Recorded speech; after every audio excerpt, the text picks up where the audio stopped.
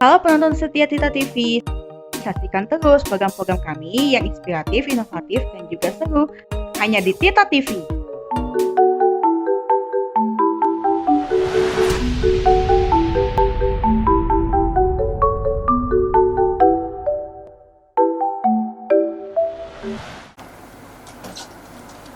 Shalom para pendengar Sobat Tirta TV dan Radio. Program Binter atau Bintang Terang merupakan program yang disiarkan dalam acara rohani Tirta TV dan Radio. Semoga program Binter Bintang Terang ini dapat bermanfaat bagi para pendengar sekalian dimanapun Anda berada, bagi sobat-sobat Tirta TV dan Radio. Terutama juga agar dengan adanya bintang terang ini kita dapat menjadi bintang terang yang bersinar, yang menerangi kegelapan di sekitar kita dengan kuasa Roh Kudus. If every believer became a shining star through the power of the Spirit, just imagine how the light of God would repel the darkness around us. Thank you.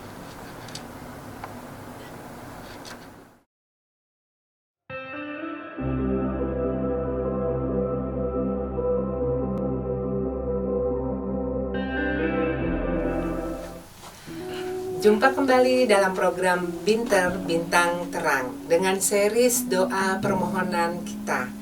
Adapun topik kali ini adalah doa akan kepastian janji Allah. Doa permintaan, doa meminta kepastian akan janji-janji Allah. Tampaknya seperti bentuk doa yang langsung menghubungkan dunia dan surga. Ya, doa meminta kepastian akan janji Allah ini memenuhi syarat sebagai doa yang mengandung kuasa, di mana kehendak Bapa dapat terlaksana dengan sempurna, baik di surga maupun di bumi. Bukankah tujuan akhir dari semua doa adalah agar kita mengerti kehendak Allah dan membuat kehendak Allah itu menjadi dalam doa yang kita panjatkan, sehingga kehendak Bapa dapat terlaksana dengan sempurna, baik di surga maupun di bumi.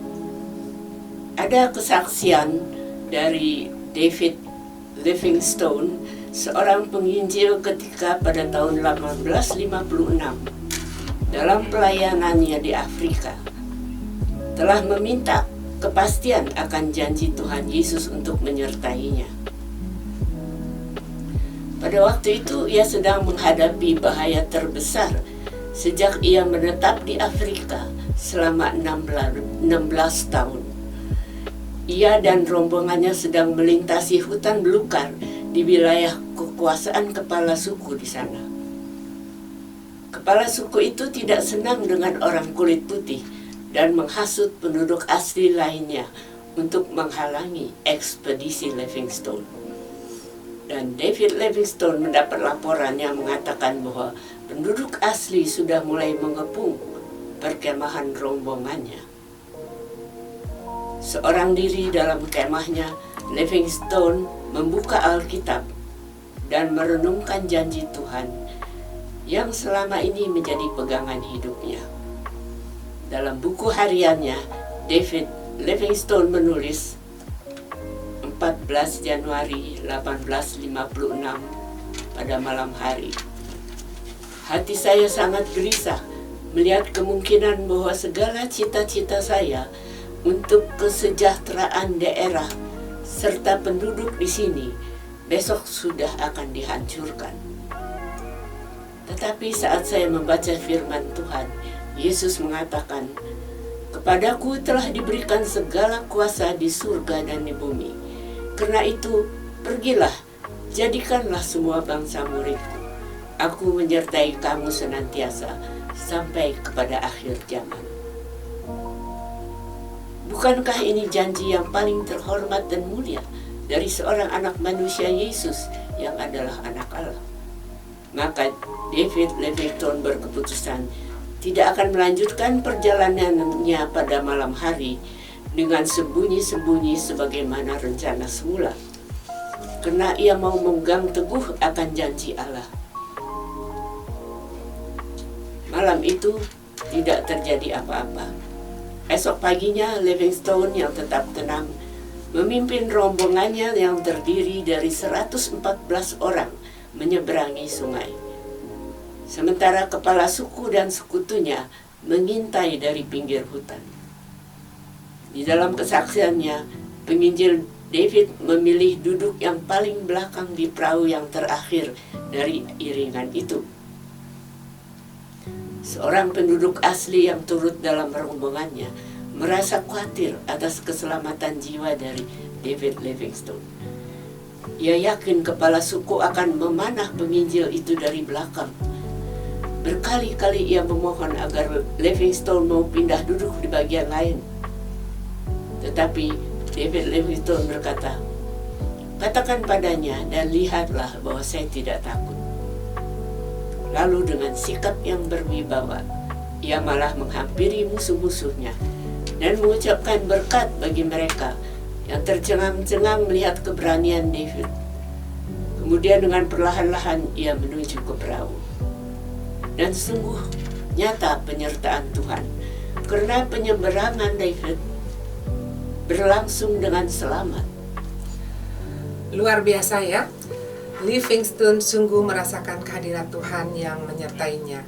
Ya, dan firman Tuhan yang ia baca pada malam sebelumnya ternyata sungguh berbicara kepadanya, dan ia pegang teguh akan kepastian yang Tuhan janjikan bahwa aku menyertai kamu senantiasa sampai pada akhir zaman.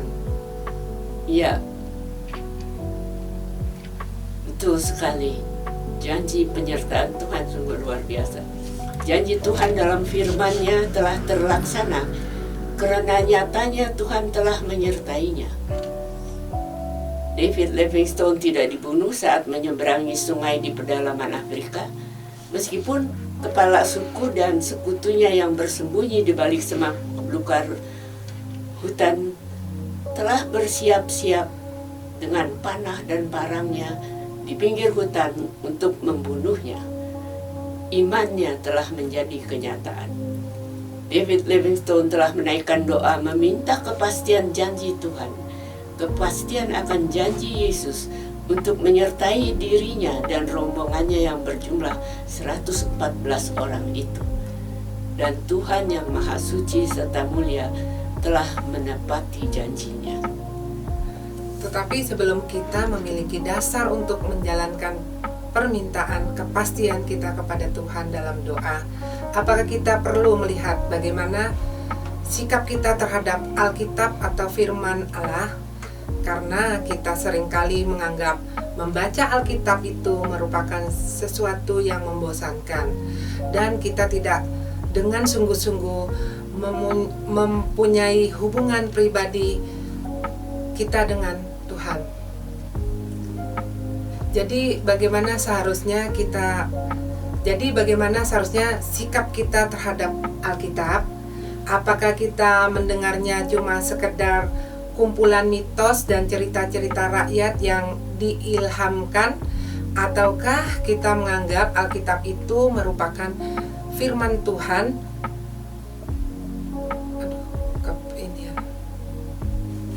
Tunggu ya Bu ya. Jadi bagaimana? Nih. Atau kita menganggap Alkitab itu merupakan firman Tuhan sendiri yang berbicara kepada kita. Ya, dari kesaksian mereka yang telah berubah mengatakan bahwa baru setelah mereka menyerahkan seluruh kehidupannya kepada Tuhan, lambat laun berubah juga sifat mereka dan pandangan mereka terhadap Alkitab. Mereka terdorong untuk membaca Alkitab karena kitab ini memberikan banyak keterangan tentang sifat-sifat dan cara-cara Tuhan. Semakin mereka membaca firman-Nya, semakin menguatkan keyakinan mereka bahwa Tuhan sendirilah yang berbicara pada mereka melalui firman-Nya itu.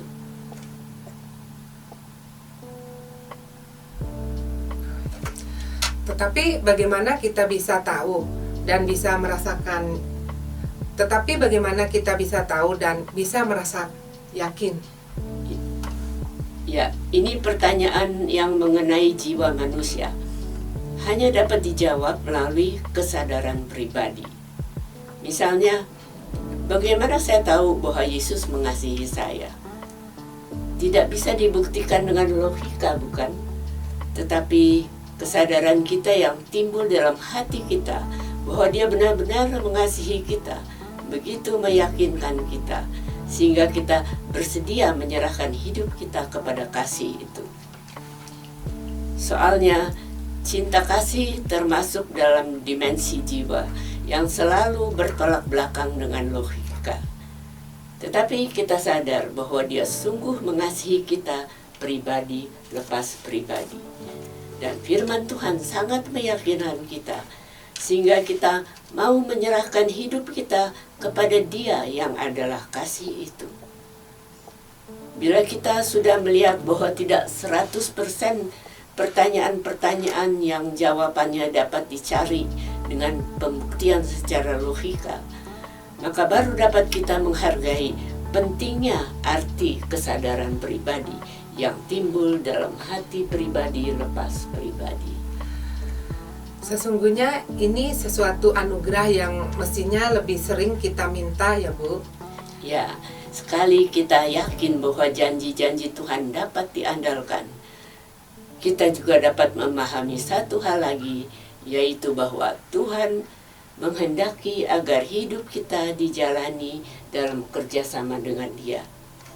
Persahabatannya, rencana-rencananya, segala kekayaannya sudah tersedia bagi kita, asalkan kita menghendaki kehadirannya dalam hidup kita dan mengatakan hal ini kepadanya.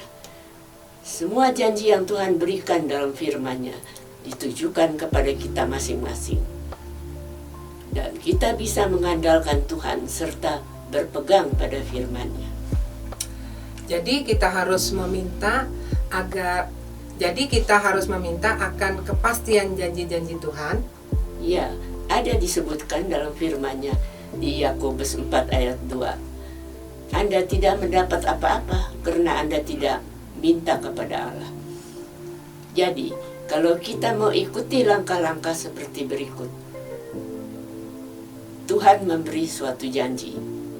Jika janji itu mengandung syarat-syarat tertentu, kita berusaha sedapat mungkin untuk memenuhi syarat-syarat itu. Lalu kita meminta kepastian akan janjinya supaya ditepati.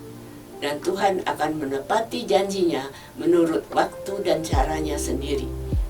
Janjinya merupakan pegangan yang bisa kita peroleh dalam doa. Doa menghubungkan langsung dunia dan surga. Bila kita datang kepada Allah dengan suatu masalah, kita minta jalan keluarnya. Kita berikan kepada Allah kesempatan untuk berbicara melalui firman-Nya atau bisikannya dalam hati kita.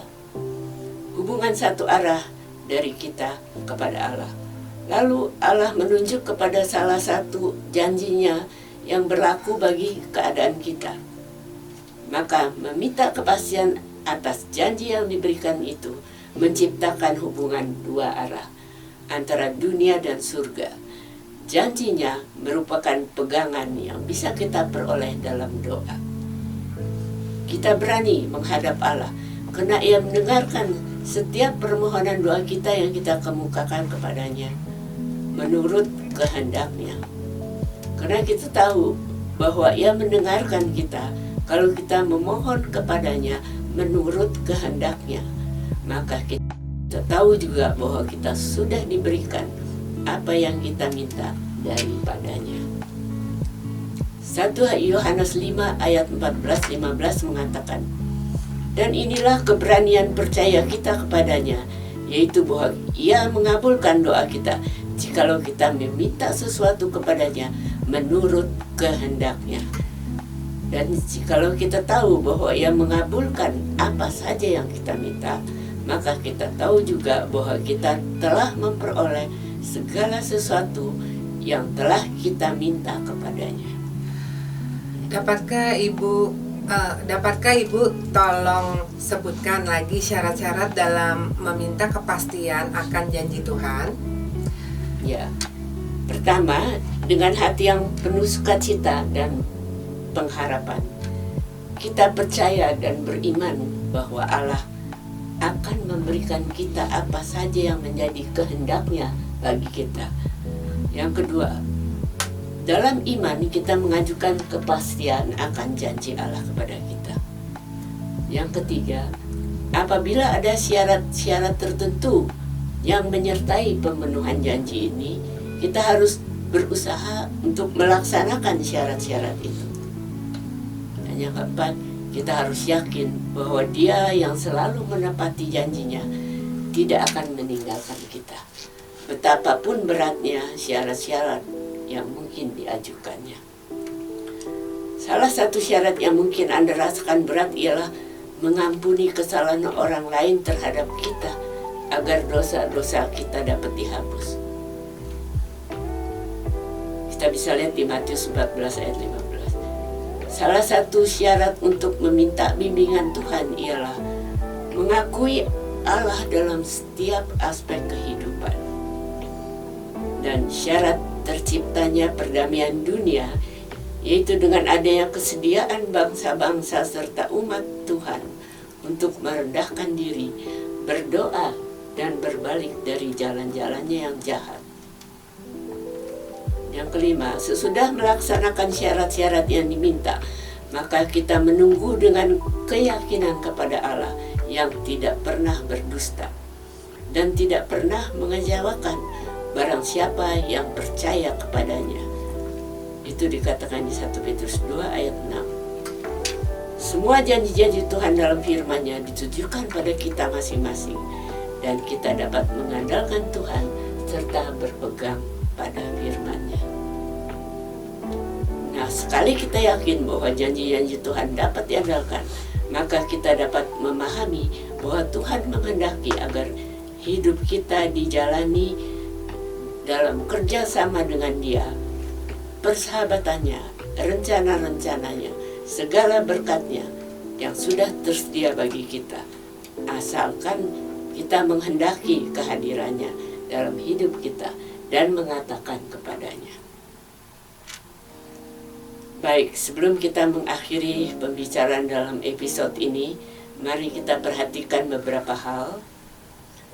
Satu, kita sering mencoba untuk memahami Tuhan dan cara-cara Tuhan dengan pikiran dan akal budi kita sendiri, sehingga kekacauan dan kebimbangan dalam kehidupan kita memperlihatkan betapa terbatasnya pikiran dan akal budi kita. Yang kedua, sebab itu hendaknya kita datang kepada Tuhan agar menerangi kita dengan janji tertentu dari firman Tuhan yang hendak Tuhan berikan di dalam keadaan yang kita hadapi saat ini. Yang ketiga, bersyukurlah bahwa Tuhan telah melengkapi kita di luar kecerdasan kita, yaitu dengan jiwa yang mampu menerima roh-Mu. Sebab itu hendaknya kita datang kepada Allah Bapa kita, memohon penerangan Roh Kudus yang kita butuhkan, agar menerangi kita dengan janji-janji tertentu dari firman-Nya yang hendak Tuhan berikan saat ini, yang ada hubungannya antara janji ini dengan keadaan yang kita masing-masing hadapi. Dan kita datang kepadanya dengan penuh keyakinan, meminta kepastian pemenuhan janji itu bagi pribadi kita dan keadaan kita masing-masing. Ya, cukup sekian dulu. Sampai di sini dulu program Binter Bintang Terang dengan seri Doa Permohonan Kita. Saya Julie mohon pamit. Saya Lydia mohon undur diri. Sampai jumpa.